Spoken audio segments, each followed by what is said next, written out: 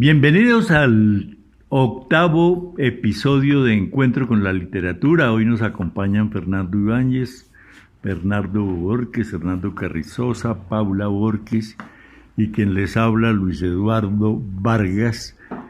Y tuvimos la oportunidad de participar del cumpleaños número 85 de la Orquesta Sinfónica en el Teatro Colón de Bogotá.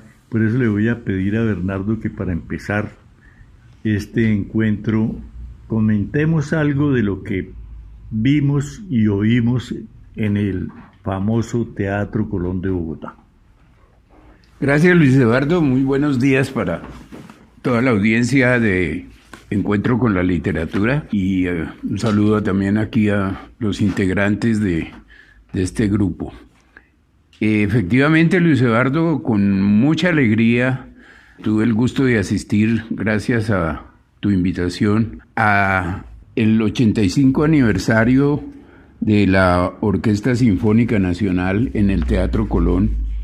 Sorprendido también de ver, porque no había tenido oportunidad de asistir, la remodelación espectacular del Teatro Colón. Quedó hermosísimo, un escenario que ojalá lo disfrute mucho tanto el público como los artistas que se presenten en ese escenario. Entrando en materia, el 19 de agosto a las 7:30 se celebró un concierto muy importante, pues conmemoraba el 85 aniversario de la fundación de la Orquesta Sinfónica Nacional, con una curiosidad, por llamarlo de alguna manera, porque lo que hizo la orquesta fue revivir el primer concierto que tuvo dicha orquesta en su presentación original y con el mismo programa, de manera que el repertorio fue el mismo de hace 85 años, con un Gluck, Mozart y Mendelssohn. Fueron 3 obras maravillosas, muy bien interpretadas con el director Alejandro Posada, que se desempeñó maravillosamente, pues es un hombre de gran experiencia y trayectoria también en la música, nada menos que ha dirigido más de 85 orquestas internacionales y es un orgullo del país. Como nota sobresaliente del concierto, en la obra de Mozart vimos, es una obra concertante para violín y viola, y con los solistas, un par de solistas maravillosos, Ángela Gámez en el violín, gran violinista colombiana, también con una trayectoria internacional muy importante, maestra, una persona muy joven, con una presencia escénica maravillosa, y Raúl García, el intérprete de la viola, que no se queda atrás también en su trayectoria musical. Todo eso estuvo adornado, desde luego, por un programa muy bien diseñado, hablo de la parte gráfica, y un afiche para todos los que asistimos, numerado como una obra, un grabado artístico, que retomaba el mismo diseño que tuvo el primer afiche de este concierto de la Orquesta Sinfónica Nacional, diseñado por el maestro Rosero, con una emblemática muy interesante de unos caballos que van corriendo hacia la derecha, unos caballos rojos, y que van como jinetes, unos músicos. En fin, es un diseño retro, desde luego, porque la tipografía hecha a mano y su diseño de la época, de un poco de Art Deco en ese diseño, pues nos retrotrae a la época en que se inauguró con este repertorio la Orquesta Sinfónica Nacional. Eso, pues, para el entorno de lo que fue el concierto, con una asistencia desde luego restringida por el problema de la pandemia, pero con un lleno total de lo que estaba previsto, y en la mitad del recital, del concierto, un audiovisual muy interesante, muy bien hecho, con personajes de los cuales Luis Eduardo va a hacer memoria de ese audiovisual que fue verdaderamente espectacular, que retoma todos los años, toda la historia de la orquesta y sus directores. Por eso le quiero ceder la palabra a Luis Eduardo, que es más conocedor todavía de esta situación de la orquesta. Sí, efectivamente, en el intermedio de las dos presentaciones de Mozart y Mendelssohn, tuve la oportunidad de apreciar un documental muy bien hecho, sobre todo por los protagonistas. Estaba Ilse de Grave, hija de Otto de Grave, el hombre que tenía un programa en Radio Nacional que se llamó Historia Ilustrada de la Música y que ella ha heredado con su esposo Alfredo.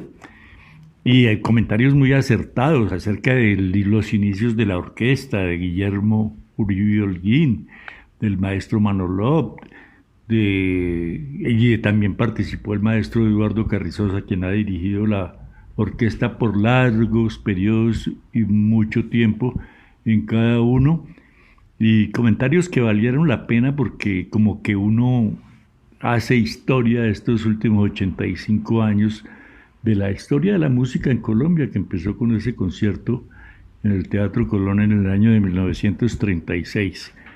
Y termina diciendo cómo estaba conformada la orquesta, porque tal vez Bernardo omitió ese dato, pero parecía un formato muy pequeño, pero como estamos celebrando 85 años, era lo que se estilaba en esa época, un grupo no mayor de 40 personas.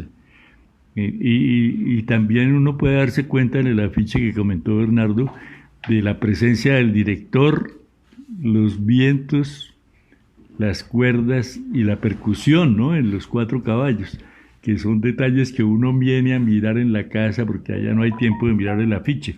Y me gustó el hecho de que estuvieran numeradas los afiches. A mí me correspondió el número 28 de 500, que es el número máximo en que se editaron esos afiches. Luego tienen algún valor interesante. Y entonces podemos decir que estuvo muy bien elaborado el programa, como decía Bernardo, la presentación de Mozart y los solistas de violín y viola, el intermedio con el video y finalmente el concierto de Mendelssohn. A veces nos equivocamos, ¿no?, cuando queremos aplaudir entre movimiento y movimiento, y este tenía 4 movimientos. Entonces la gente, todavía creo que vale la pena decir en el programa de mano que no despistemos al director ni a la orquesta cuando aplaudimos entre uno y otro movimiento. Bueno, vale la pena para cerrar esta gran noticia del gusto maravilloso de haber podido asistir a ese concierto, nada menos que en el Teatro Colón, que la Orquesta Sinfónica ha tenido presentaciones de famosos solistas como Hacha Heifetz, como Leonard Cohen, como Janos Starker, como Paul Tortelier, Erna Sachs, Nicanor Zabaleta, Marian Ardelson, Joaquina Chúcarro, Paul Budara Skoda, Claudio Arrau, Giorgio Sandos, Artur Rubinstein, Daniel Heifetz, Cristina Valesca, Narciso Yepes, Nobuko Imai, Pierre Fournier, Eva Martón, Katy Richerly, Olga Bologna, José Carreras, Gabriela Montero, gran pianista venezolana, Ana Netrebko, magnífica cantante rusa, y ha sido dirigida en memorables conciertos por Hindermühl. Doña Ilse hablaba de Stravinsky, que ella tuvo el gusto de apretarle la mano a Igor Stravinsky cuando vino a dirigir a la orquesta.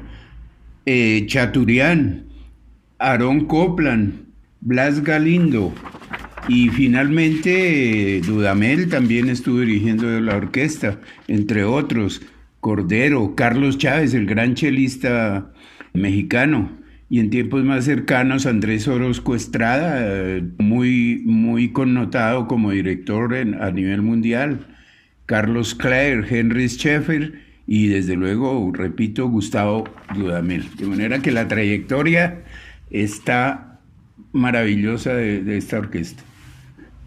Sí, yo me acuerdo de esa emoción con que narró ese encuentro con Igor Stravinsky. Él se levantaba la mano y decía, es que yo con esta mano estreché la de Igor Stravinsky. Esto ha tenido un carácter internacional que nos llena de orgullo a todos los amantes de la música.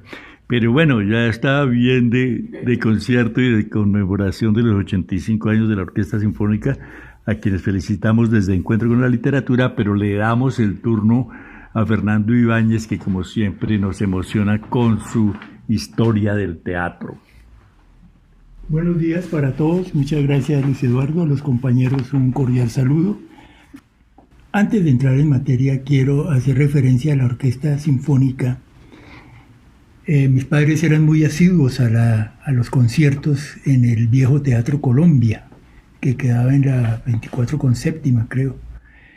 Allí tuve la ocasión de conocer a un excelente director que duró mucho tiempo en la Orquesta Sinfónica, le dirigió varios años, que fue Olaf Rotz, un director maravilloso, y tenía la costumbre de que siempre que acababa de dirigir un concierto se bajaba y empezaba a estrechar la mano de cada uno de los integrantes de la orquesta, porque eran orquestas pequeñas, no muy grandes, y después él se inclinaba y recibía pues la ovación.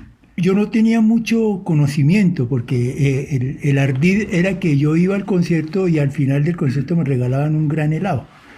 Entonces el helado era como el señuelo. Pero aprendí así también a disfrutar de la música clásica, de la que soy muy aficionado en este momento. Pasando en materia, vamos a tocar un tema que es necesario abordar desde la construcción del quehacer artístico. Vamos a hablar un poco de lo que significa la formación artística. La vocación artística es un proceso metodológico que obviamente llega a una meta y es convertirse en un experto en las áreas artísticas en las que pretende ser practicante. Pero también existe vocación artística. La vocación artística es un deseo de encontrarse con el arte desde cualquiera de las áreas que uno lo desea hacer como espectador o como practicante. Uno de pequeño siempre, recuerdo que en el colegio existían las clases de dibujo, existían las clases de artes manuales, pero uno lo que hacía era desarrollar una serie de habilidades que lo llevaban a un disfrute de ese quehacer. Pero ojo, una cosa es la vocación o el deseo del disfrute o del quehacer artístico y otra cosa es ser artista como resultado de una formación, de una exploración, de un proceso pedagógico o de un proceso igualmente empírico, pero que lleva a través de la práctica y la experiencia a una construcción estética equilibrada y lograda en el campo del arte. Dentro de ese concepto, el arte entonces se convierte en algo mucho más que un entretenimiento. El arte tiene como fin recoger el entorno que lo circunda a su creador como persona y que con unas características en el manejo de las técnicas y de la estética y del equilibrio logra componer formas en cualquiera de las áreas y ponerlas al servicio del disfrute, del goce, de lo que denominamos el goce estético. Ese goce estético nace desde el artista y es ese espíritu que transmite en su obra a el espectador que la disfruta. En este campo, pasando a otro nivel, tenemos la costumbre, particularmente en las organizaciones culturales denominadas casas de cultura o secretarías de cultura, de emprender procesos de formación artística, escuelas de formación. Hay que tener mucho cuidado con la utilización de esos términos. Primero que todo, se asume que los talleres de corto tiempo, en donde se dan una serie de informaciones, no pasan de allí, con unas pequeñas prácticas alrededor de un área artística, forman y convierten a esa persona en artista, eso es un error gravísimo. Capacitación no es formación. La capacitación es el encuentro con una forma de quehacer artístico, pero necesita un desempeño, afinar unas habilidades si es que las tiene, o construir esas habilidades como resultado de un trabajo arduo. Con ello quiero llegar a que el concepto de formación supera ese concepto de capacitación, que es básicamente instrumental, en el sentido en que la formación en los campos del arte ha de ser integral. Implica no solamente la técnica, sino abarca también los campos de la humanística, de la formación humanística. Debe haber una filosofía en el quehacer artístico. Debe haber una metodología para el quehacer artístico. Debe haber unos profundos procesos de investigación y exploración en el campo de la elaboración del arte.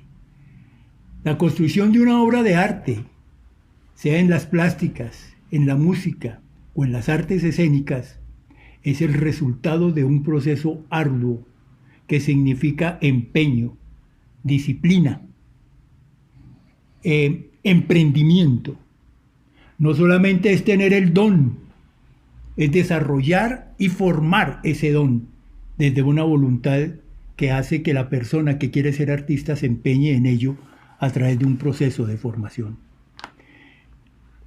Por lo tanto, cuando hablo del campo humanístico, genera el emprendimiento de unos procesos curriculares que formen integralmente en esa escuela a la persona como un ser humano sensible a la construcción de la obra de arte. En el campo de la técnica, se requiere entonces tener como espejo las experiencias de las que a través de la historia han dado los grandes artistas en cualquiera de las áreas, en el teatro o en las plásticas o en la música.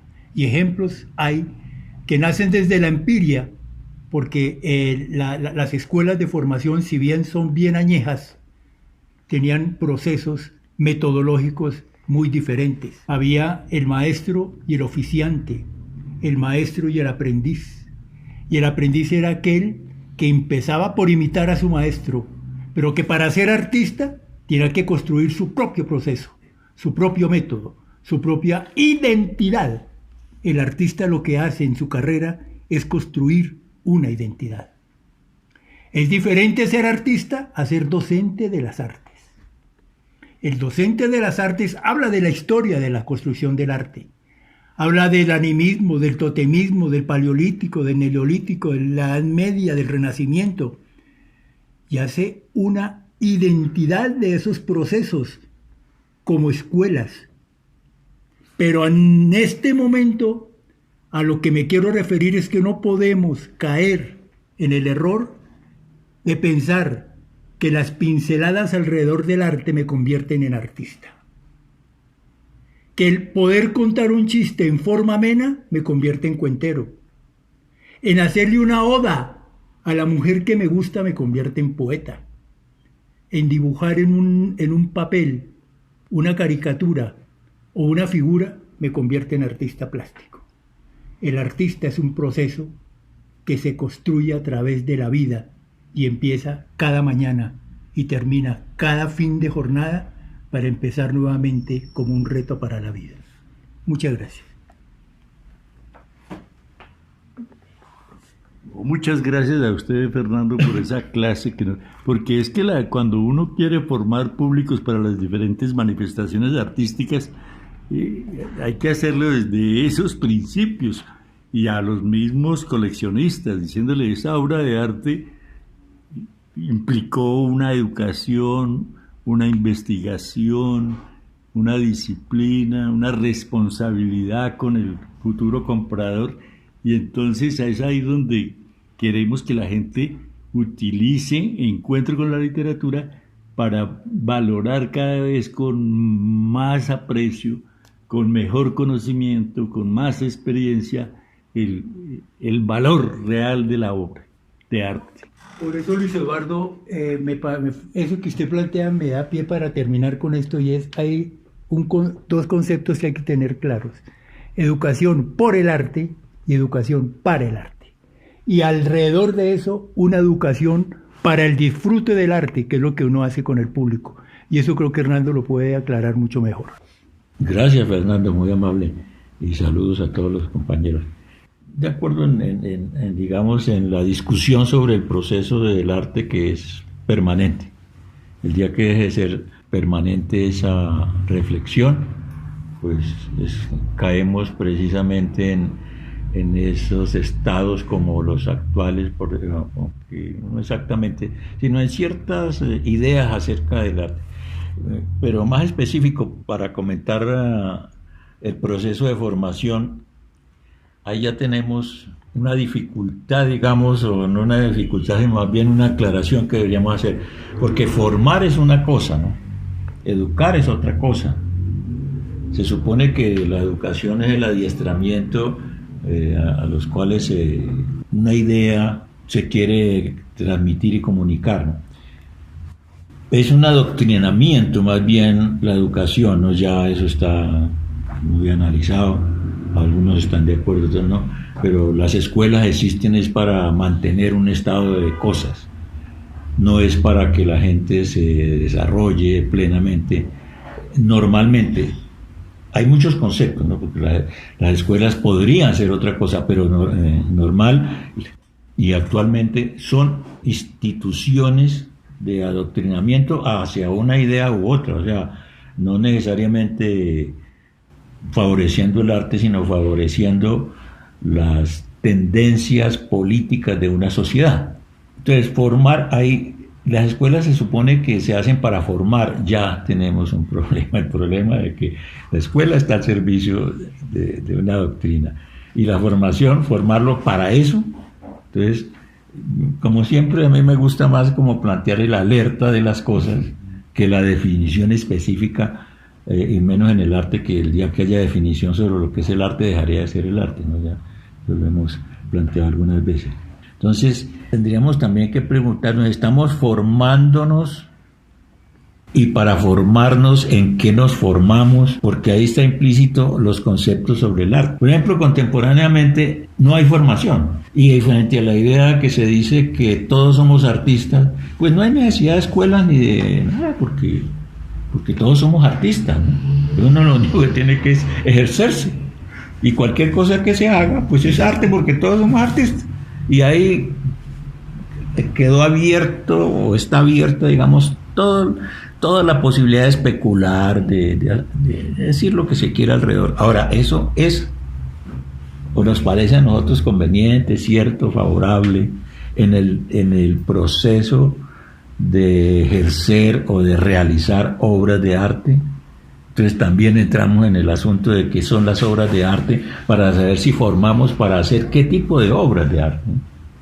Entonces, me parece que lo interesante que plantea Fernando aquí es todo eso, es que es complejo la cosa, ¿no? Y ahí entran las casas de cultura, porque ¿cuáles son sus políticas? ¿A qué responden, ¿no? A mantener, digamos, un statu quo, o a mantener una serie de personas desarrollando un tipo de actividades que se suponen pues que son muy simpáticas y muy agradables, y que es el ejercicio de los dones o las virtudes de algunos que tienen cierta facilidad en ejercer un tipo de comunicación, sea la plástica o la literaria o la corporal, en la danza, etc. ¿A qué se está respondiendo? Que me parece que es como nuestra preocupación y nuestro gusto y nuestro oficio nos lleva a eso, ¿no? A preguntarnos es tanto en qué estamos, ¿no? De hecho, qué estamos creyendo y qué estamos ofreciendo, generando o provocando. Un análisis frente a lo que se está haciendo, o una crítica a eso, favorable o desfavorable, o qué, porque es muy corriente y es muy fácil, diríamos, hablar de la formación en el sentido que es una disciplina, ¿no? Claro, es una disciplina, pero la disciplina de la escuela es una disciplina muy diferente a la disciplina del artista como tal, ¿no? Uno se impone su disciplina porque quiere, uno trabaja 20 horas, ¿no? Hay muchas personas que trabajan muchísimo tiempo porque el ejercicio de su oficio lo lleva ahí, ¿no? No es una imposición, una obligación de que tiene que aprender esto y esto, sino que uno sabe qué es lo que tiene que aprender según su necesidad. Entonces, ahí nos ha abierto una cantidad de interrogantes que podemos, pues, como siempre, cedernos la palabra para opinar acerca de esos interrogantes, para ver si eso contribuye, ¿verdad?, a algo. Personalmente, por ejemplo, yo tengo un poco de ideas que son, digamos, un poco contradictorias y conflictivas frente a las cosas como están, ¿no? Porque se supone que una obra de arte es un resultado, pero es un resultado de un proceso, y el proceso es un resultado también de una circunstancia, de una situación en la que vive un individuo, en donde está implícito desde su nacimiento, su educación o no educación, pues formal o no formal. Entonces, algunos logran grandes obras sin asistir a ninguna escuela, que es muy común en el campo del arte, ¿no? Otros lo logran asistiendo a escuelas. O sea, no es garantía que uno asista a una escuela y se vuelva un gran artista, ¿no? Y otros asisten a escuelas y nunca lo logran. Exactamente. Hay personas, yo conozco a ciertos amigos que me han dicho, no, pero él es un gran artista, lleva 60 años en el oficio, ¿no? Pero uno puede llevar 60 años en el oficio y no haber hecho nada que valga la pena. Entonces, hay que como que más bien preguntarnos sobre ese tipo de cosas. ¿Qué estamos pasando como normal o como lógico o como válido? El tiempo. Ahora, además, curiosamente, cuando estaba hablando de la Orquesta Filarmónica, es curioso, ¿no? Hay cosas antiguas de hace años, de la Sinfónica, hace años sucedieron. Y ahora se interpretan o reinterpretan o se traen y son maravillosas. En cambio, en otras, cuando se habla, por ejemplo, de la miseria o otros del pueblo, eso es un discurso ya viejo y pasado de moda. Es una ironía. A unas cosas nos parecen maravillosas porque se repiten o porque fueron o porque persisten. Y otras que persisten.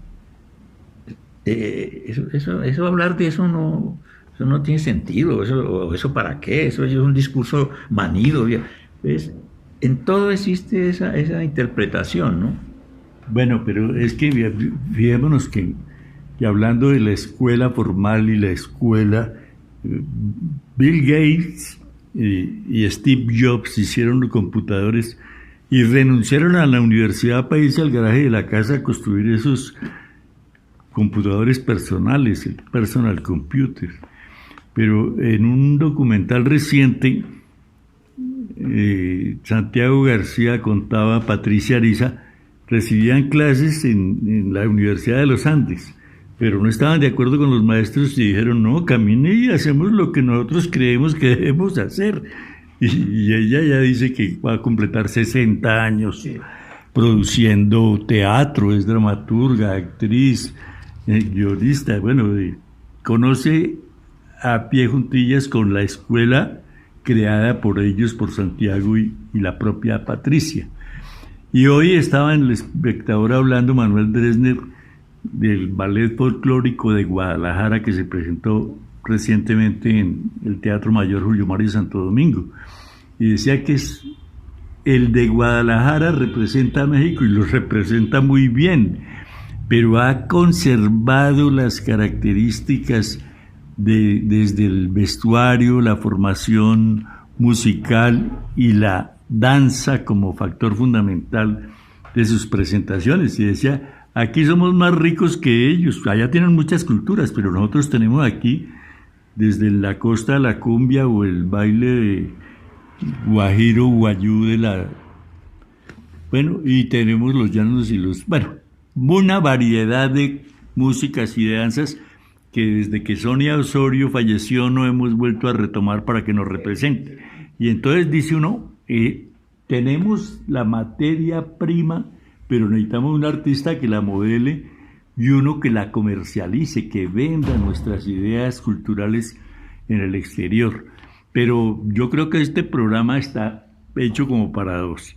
Entonces, por ahora le quiero ceder la palabra a Bernardo para que hable de la palabra. Gracias, Luis Eduardo. Sí, hoy traigo una cosa muy interesante porque tal vez de todas las lenguas del mundo, las lenguas importantes, pues el español es posiblemente la lengua que tiene más refranes y más proverbios. Y, por ejemplo, en libros como El Quijote, para poner un ejemplo, Sancho se mueve a través del libro, a través de proverbios y de refranes, muchas veces mal aplicados, pero con una gracia absoluta, porque pues como sabemos, Sancho era un ganapán ignorante que no tenía ningún estudio, ni culturalmente hablando, pues era un personaje de una escolaridad cero. Voy a nombrar algunas palabras que se pueden malinterpretar, como lo hizo Sancho en muchos pasajes del Quijote, y a mostrar el significado verdadero. Por ejemplo, afeitarse, acicalarse, adornarse. Dice el refrán: la mujer del ciego, ¿para quién se afeita? Significando pues que marido es ciego, no tiene necesidad de afeites, porque esa es otra interpretación de la palabra afeitarse o afeites.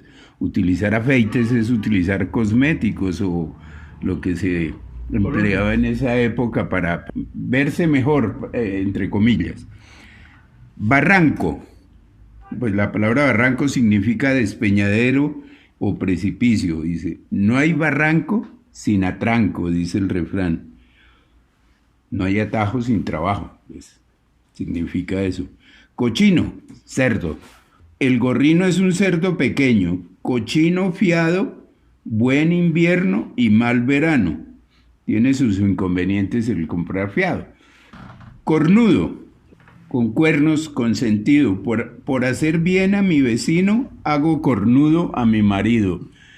Desacalostrado, dice que ha pasado los días del calostro. El calostro es la primera leche que da la vaca, que le ofrece al ternero, digámoslo así, para una serie de cosas importantes, porque el calostro es un antibiótico, digamos, que inmuniza al ternero. Entonces el refrán dice, hijo descalostrado, medio criado. Otro refrán importante del español es, sin estercolar siembra, poco medra. El que sin estercolar siembra, poco medra. Estercolar es fertilizar, o sea, echarle abono a la tierra. Abono orgánico, desde luego. Estopa, dice, parte basta del lino o del cáñamo. Y el refrán dice, si el fuego está cerca de la estopa, llega el diablo y sopla. Hay muchas. Fraile, religioso de ciertas órdenes, monje. Dice el refrán, el que ha sido cocinero antes que fraile, lo que pasa en la cocina bien lo sabe. Hogaño, en este año, en esta época, antónimo de antaño. En los nidos de antaño no hay pájaros hogaño. Las cosas terrenas son inestables. Aunque malicia oscurezca verdad, no la puede apagar. No es todo verdad lo que suena el pandero, no es oro todo lo que reluce, en fin. Bueno, ese es casi que interminable el refranero español, pero para otra ocasión traeré otros refranes importantes, interesantes, que son de común ocurrencia en nuestra habla. Muchas gracias. Bueno, tal vez cuando este programa, episodio número 8 de Encuentro con la Literatura, salga al aire, ya no podrán ir a ver a Santiago Cañón Valencia, violonchelo Colombia, como solista, acompañado de la Orquesta Filarmónica de Bogotá, en el Teatro Mayor Julio Mario Santo Domingo, este viernes 27 de agosto a las 8 p.m. Total que con esto los dejamos esperando por Dante Alighieri y su Divina Comedia en el próximo episodio, al que le corresponderá el número 9.